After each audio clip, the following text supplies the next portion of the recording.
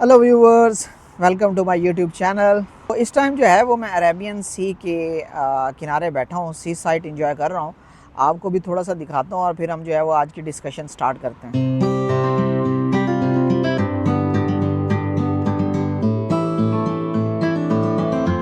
आज की इस नई वीडियो में मैं आपको कुछ इंटरेस्टिंग चीज़ें बताऊंगा विज़िट वीज़ा के रिलेटेड, स्पेशली यूएई के वीज़ाज़ के रिलेटेड। ये एक एक्सप्लेनेटरी वीडियो होगी जिसमें मैं आपको डिफरेंट वीज़ाज़ कैटेगरी के बारे में बताऊंगा और जो भी परसेप्शंस और आप कह लें कि जो भी अफवाहें हैं वीज़ा के रिलेटेड यूएई के अंदर, उसको हम डिटेल से जो है वो डिस्कस करेंगे। जैसा कि आपको पता है कि यहाँ पे अभी आजकल पाकिस्तानियों के लिए जो यूएई के वीज़ाज़ हैं उनमें बहुत ज़्यादा चेंजिंग्स हो गई हैं। ठीक है, बहुत सारे लोगों का कहना ये है कि वीज़ाज़ जो हैं वो बंद हो गए हैं। सो मैं आपको ये बताना चाहता हूँ, सबसे पहले तो आप ये बात अपने माइंड में क्लियर कर लें कि वीज़ाज़ जो हैं वो बंद नहीं हुए और ना ही जो है वो पाकिस्तानी ऐसा नहीं हुआ कि पाकिस्तानी को वो वीज़ा दे नहीं रहे। हाँ, बट ये ज़रूर है कि जहाँ पे पाकिस्तानियों को, मैं स्पेसिफ़िक पाकिस्तानी नेशनैलिटी की बात कर रहा हूँ, कि जहाँ पे पहले पाकिस्तानीज़ को बहुत ईज़िली और बहुत ही आसानी से विज़िट वीज़ा मिल जाता था यूएई का, तो वैसा अब नहीं रहा बिकॉज़ ऑफ द पॉलिसीज़ जो हैं वो बहुत ज़्यादा चेंज हुई हैं, स्ट्रिक्ट हुई हैं, जिसकी वजह से आप ये कह सकते हैं कि अब जो है वो एक आम बंदा, पहले तो फॉर एग्ज़ाम्पल अगर कोई रेडी चलाने वाला है, कोई रिक्शा ड्राइवर है, कोई सब्ज़ी फ़रोश है और अगर कोई लेबर है, तो वो भी जब अप्लाई करता था विज़िट वीज़ा के लिए उसको भी वीज़ा मिल जाता था। ठीक है, बट अभी जो है वो पॉलिसीज़ टोटली चेंज्ड हो चुकी हैं। जी, तो मैं जैसा कि आपको बता रहा था कि वीज़ा की पॉलिसीज़ जो हैं वो टोटली चेंज हो चुकी हैं और काफ़ी सारे रीज़न्स हैं उसके पीछे, इन पॉलिसीज़ को चेंज करने के पीछे थोड़े से मैं आपको बता देता हूँ। मतलब सबसे पहले मैं आपको ये क्लियर करना चाह रहा हूँ कि एक तो विज़िट वीज़ाज़ बंद नहीं हुए, मीन के वीज़ाज़ ओपन हैं स्टिल, बट पॉलिसीज़ जो हैं वो बहुत ज़्यादा चेंज हो गई हैं, जिसकी वजह से जो रिजेक्शन है वीज़ाज़ की वो बहुत ज़्यादा हो गई है। मीन की एक्सेप्टेंस कम हो गई है, जिसकी वजह से आप ये कह सकते हैं कि एक पब्लिक परसेप्शन है कि वीज़ाज़ जो हैं वो कैंसिल हो रहे हैं या वीज़ाज़ लग नहीं रहे या वीज़ा बंद है। ठीक है, तो ये एक चीज़ अपने माइंड में क्लियर कर लें।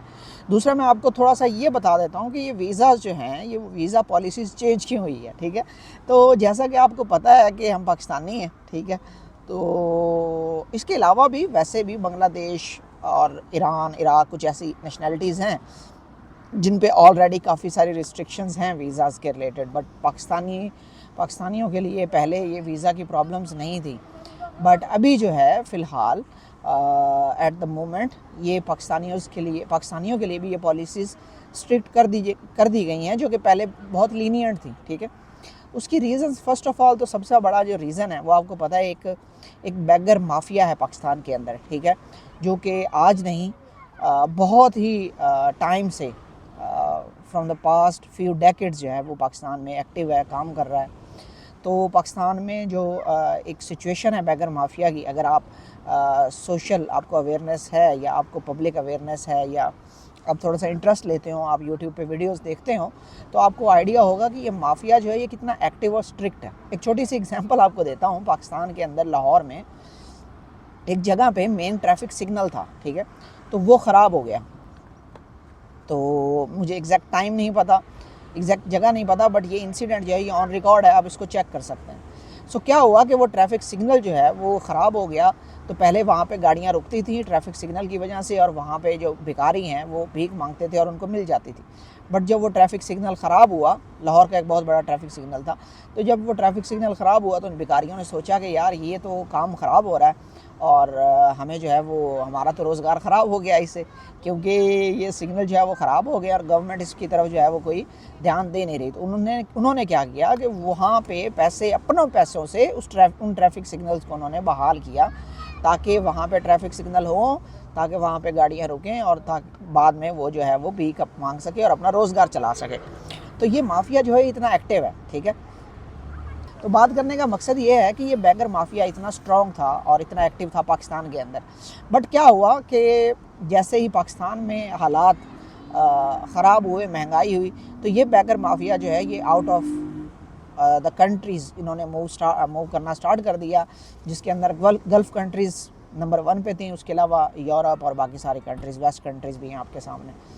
सो ये बैगर माफिया जब यहाँ आता था, तो तो यहाँ पे ये भीख मांगते थे, ठीक है। और आप इसके ऑफिशियल्स रिकॉर्ड भी, ऑफिशियल जो रिकॉर्ड्स हैं जो इंटरनेट पे गूगल पे अवेलेबल हैं वो भी आप चेक कर सकते हैं।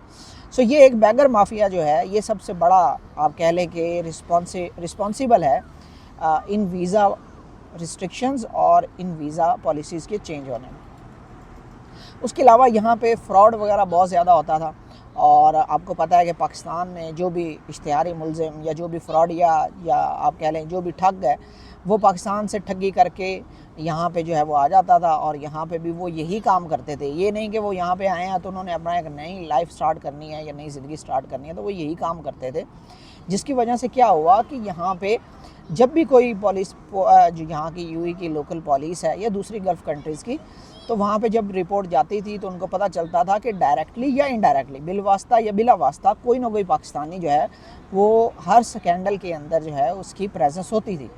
तो इस वजह से ये भी एक रीज़न है कि इन्होंने वीज़ा पॉलिसी चेंज की है। सो ये ऐसा नहीं है कि कोई पाकिस्तान की कोई इनको कोई इनकी दुश्मनी हो गई है या पाकिस्तानियों को ये अच्छा नहीं जानते। यहाँ पे पाकिस्तानी डायस्पोरा है, पाकिस्तानी कम्युनिटी है। इसी तरह दुनिया में जहाँ पाकिस्तानी डायस्पोरा है वहाँ कुछ अच्छे लोग भी हैं और स्ट्रॉन्ग कम्युनिटीज़ भी हैं। मैं ख़ुद जो है वो एक एजुकेशनल कंसल्टेंसी और कैरियर कंसल्टेंसी से वाबस्ता रहा हूँ। सो मेरे बहुत सारे स्टूडेंट्स हैं जो ऑस्ट्रेलिया में भी हैं, जो यूरोप में भी हैं और यूके में भी हैं। यूके में बहुत ज़्यादा हैं स्टूडेंट्स मेरे।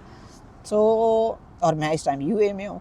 सो बात करने का मकसद ये है कि आउट ऑफ द कंट्री जो है वो ये सारी प्रॉब्लम्स हम क्रिएट करते हैं या हमसे अगले लोग करते हैं, और उसका रिज़ल्ट जो है वो मिलता है, हमें फेस करना पड़ता है, उसके आफ्टर इफ़ेक्ट्स हमें फेस करना पड़ते हैं। तो बात करने का मकसद ये है कि ये कुछ मेजर रीज़न्स थे जिसकी वजह से वीज़ा पॉलिसी जो है वो आप कह लें कि चेंज हो गई और रिस्ट्रिक्शन ज़्यादा हो गई, ठीक है। अब हम आ जाते हैं नेक्स्ट कि अभी क्या करना चाहिए, क्या कर सकते हैं।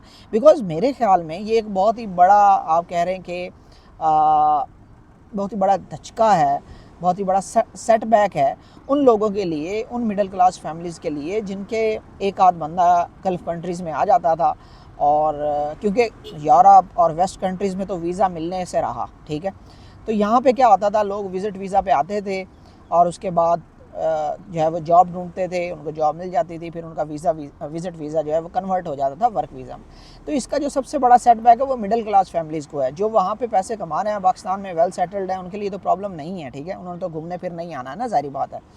सो बात करने का मकसद ये है कि इसका सबसे बड़ा सेटबैक मिडिल क्लास फैमिलीज़ को है। बिकॉज़ विज़िट वीज़ा के लिए अभी आपको जो है वो एक बैंक स्टेटमेंट चाहिए प्रॉपर।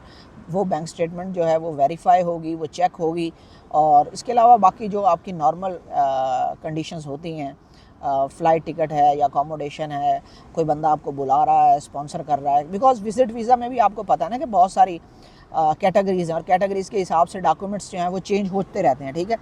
तो बात करने का मकसद ये है कि विज़िट वीज़ा जो है वो लग रहा है, but only for the genuine person, जो वाकई में विज़िट करने आ रहा है, जो कि जॉब के पर्पज़ से आ रहा है या जिसके पास फाइनेंशियल उसका इतना बैकअप नहीं है, तो उसके लिए बहुत ज़्यादा डिफ़िकल्ट हो जाता है मीट करना विज़िट वीज़ा की पॉलिसीज़ को, ठीक है।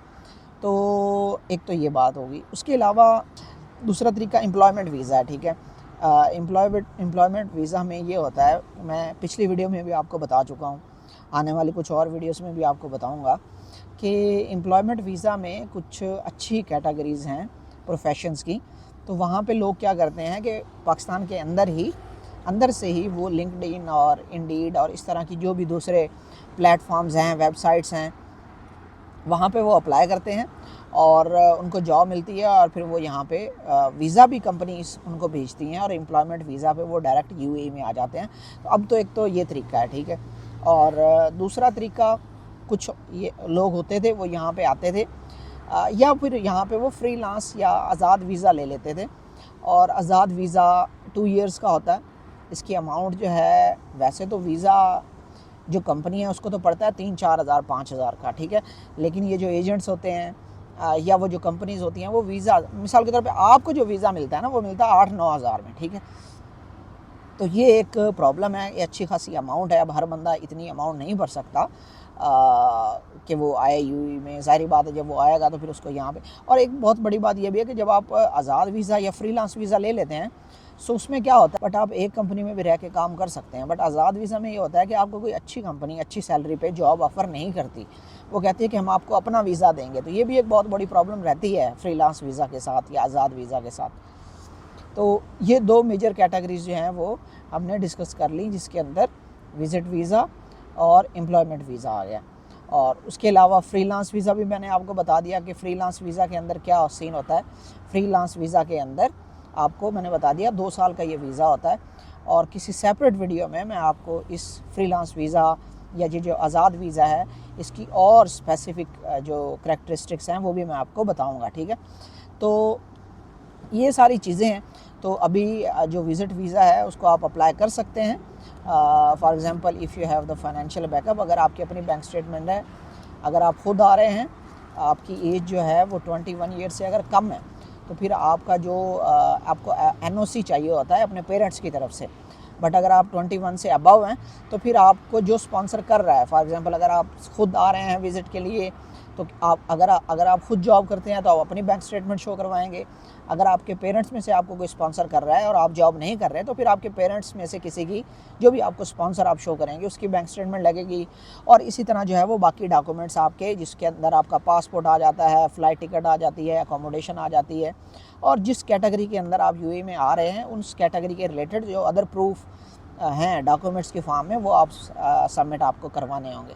सो ये थी अपडेट जी। इसके अलावा अगर आपका कोई क्वेश्चन हो विज़िट वीज़ा, आज़ाद वीज़ा, एम्प्लॉयमेंट वीज़ा को लेके, finding and searching job opportunities in UAE को लेके, और इसके अलावा बाकी कंट्रीज़ के भी रिलेटेड अगर आपको कोई भी इन्फॉर्मेशन चाहिए हो तो डिस्क्रिप्शन के अंदर मेरा व्हाट्सअप नंबर अवेलेबल है, आप वहाँ से मुझे रीच आउट कर सकते हैं। बट उसके अलावा एक और चीज़ करनी है आपने, आपकी सपोर्ट की बहुत ज़्यादा ज़रूरत है। तो वो सपोर्ट आप मुझे मैं आपसे पैसे नहीं मांग रहा, मैं आपसे ये कह रहा हूँ कि काइंडली जो है वो आप चैनल को सब्सक्राइब करें, बेल के आइकन पे क्लिक करें, और अगर आपको वीडियो पसंद आती है तो वीडियो को लाइक भी किया करें और इसको शेयर भी किया करें अपने दोस्तों के साथ। बिकॉज़ ये एक जो मैं काम कर रहा हूँ मैं इसको एक सदका जारिया समझता हूँ, जिसके अंदर मैं आपको वैलिड इन्फॉर्मेशन देता हूँ, आपको गाइड करता हूँ, आपको कंसल्ट करता हूँ, और ये फ्री ऑफ कॉस्ट है, ठीक है। तो आपका इतना हक बनता है कि आप इसको सब्सक्राइब कर दें चैनल को और इस वीडियो को भी शेयर कर दें। सो मिलते हैं किसी और वीडियो में, तब तक के लिए अपना ख्याल रखिए। Thank you, bye, take care.